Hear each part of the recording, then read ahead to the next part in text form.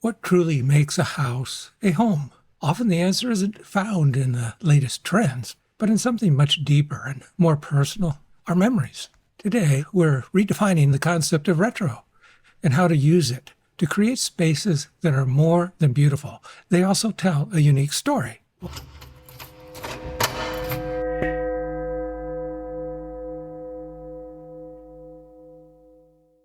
Welcome to Space Therapy, where we are working our way around the points of the room compass, LIFE, discovering what it takes to create a home designed by life. When we talk about retro, let's start with a dictionary definition: imitative of a style, fashion, or design from a previous era. I would add two words and say this includes design elements, meaning an identifiable component of a home from that era, even if that time in history is relatively recent. But what if I told you that the dictionary definition of retro is just the tip of the iceberg, that the most powerful retro isn't about imitation, but about emotional connection? That is a much more meaningful aspect of retro that I believe we overlook. Colin Ellard summarized it well in his book, Places of the Heart.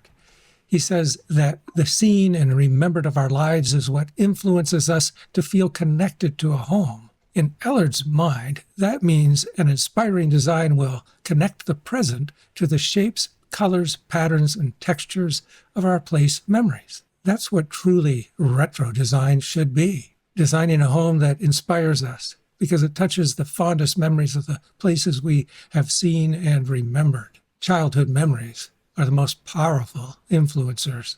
Realizing that takes the concept of retro beyond imitation or recreation of past design elements or style to approaching it as a reimagining process. Hey, if you're enjoying these ideas and want more insights on how to create inspiring and functional designs, please take a moment to subscribe. You'll get updates as they're posted. I just mentioned that retro can go beyond imitation or recreating past design elements. As I say that, I'm remembering crown molding in the traditional homes of my grandparents that I visited when I was young. Now imagine the kind of homes this client was raised in, where we reimagined crown molding as a light shadow cast upward around the entry area. Do you see the implied connection to their own memories of homes? In a similar way, homes of previous eras typically had one ceiling light in the center of the room and often as a focal point. In this entry, our one light is not the focal point. The light is directed at the walls and entry door. Why do that? Well, John Zeisel, in his book Inquiry by Design, establishes that we respond best to a space in which the walls are lit. In other words, when light falls on the walls. In his book, he emphasizes the physiological aspects of that and the psychological aspects of that. Directing light at the wall calls attention to the retro elements of wallpaper, in this case. Another way to evoke a crown effect is with negative space. Crown molding effectively puts a finishing touch to the top of a piece of furniture. It clearly identifies where the piece ends. In this kitchen, I capped the wall cabinets with an open space. In other words, what designers call a negative space. A negative space borders the subject element without actually showing it, and thereby implies the existence of a design element. I had a client where the wife grew up in Hawaii on a Coast Guard base and the husband was raised in New England. The wife wanted white painted cabinets. That was the kind of cabinetry that was in her childhood kitchen. The husband wanted rich, dark woods for the same reason. Well, wanting both the husband and the wife to feel connected to their home, I began to unlock the design and resolve their differences with a shape, the shape of a keyhole. I chose that shape because under every doorknob of the traditional homes in New England was a keyhole. So as I was drawing an idea for an island in this kitchen, I drew it in the shape of a really large keyhole, about 9 feet long. And that changed the tension in the room. My client uncrossed his arms, leaned forward and said, "I like that." Well, we went on to combine elements from both childhoods in the finishes. How do walls play a part in retro feelings? Well, what about wallpaper? For centuries, walls in nicer homes were not plain. They brought colors into the room as well as the visual texture from wallpaper. In some cases, as with silk, that texture was tactile as well. Here in my office, the colorful wallpaper behind me is from a British company called Timorous Beasties. For me, this connects to childhood memories of both my grandparents' homes. There's a biophilic aspect to it as well. It imitates the scales of the pangolin. Timorous Beasties often reimagines historical wallpapers in unexpected ways. This one retroactively references the historical, while upon closer examination, you find bees. Wallpaper is now showing up in unexpected places. Waterproof wallpaper makes it possible to wallpaper a bathroom and continue into the shower. Imagine the design possibilities that unleashes. In the past, when walls were plain, they still were connected to what our brains crave: texture. There would be plaster on the walls of homes, and that often led to coved ceilings. The top of the walls would curve and flow into the ceiling. Both softened the feeling of a room, humanized it really. Plastered walls evoked the presence of the human hand by their subtle changes in textures. The worker would create that as they troweled on the plaster.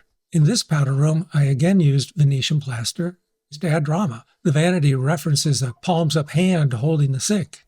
We referenced the past, yet used shape to emphasize the new. This evoked strong memories of my client's home in India. What about lighting? How can we reinvent such a classic element?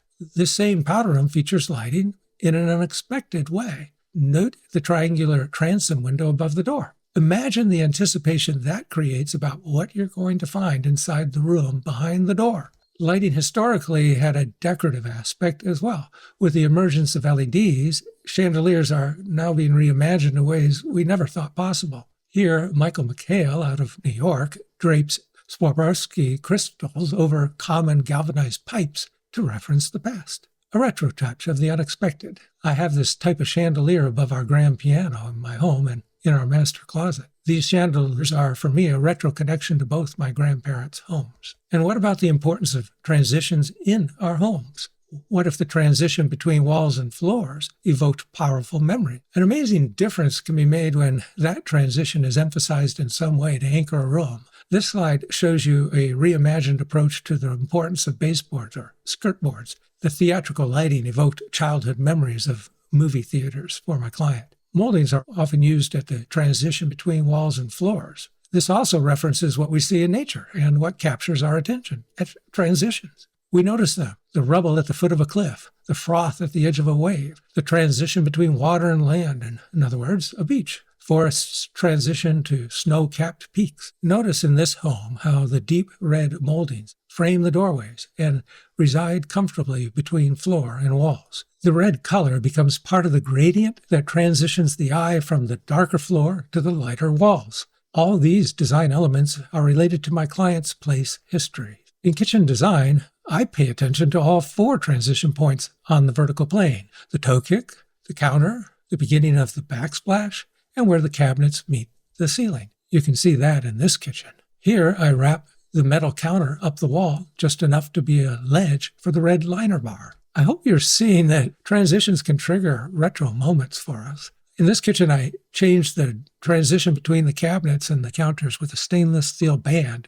It is actually a laminate that imitates stainless steel, but notice how that floats the counter. The client remarked that the deep inset reminded them of something they built with Lego blocks.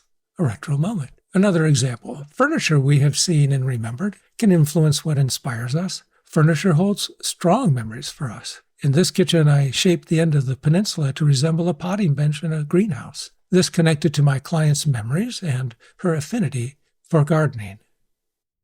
I hope this journey has added another dimension to retro design. Inspiring design goes far beyond aesthetics. Let's approach design by connecting our homes to the seen and remembered of our lives. If you want to learn how to apply these principles and create functional, meaningful designs, make sure to subscribe to the Space Therapy channel.